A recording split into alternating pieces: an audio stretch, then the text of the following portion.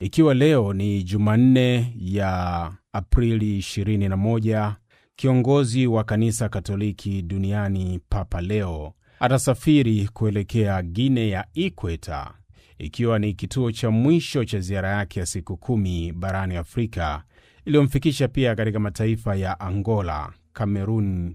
na sasa ataelekea Guinea ya Ikweta. Jana Jumatatu akiwa nchini Angola, Baba Mtakatifu Papa Leo amelaani vitendo vya rushwa vinavyofanywa na wenye nguvu dhidi ya wale wanyonge na kwamba matumaini ya wengi yanakatishwa tamaa na ghasia zinazotumiwa ili kuwanufaisha matajiri.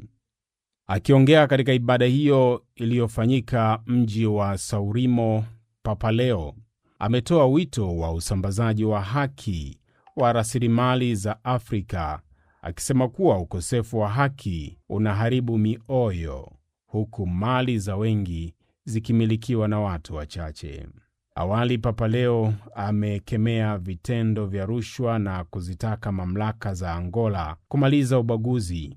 ambao umeendelea kusumbua nchi hiyo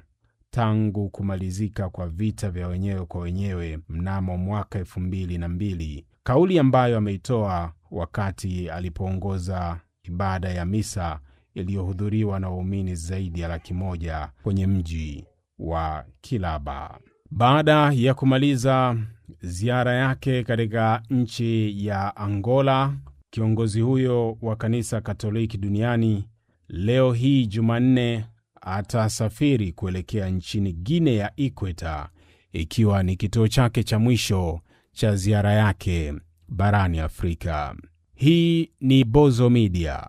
uhakika.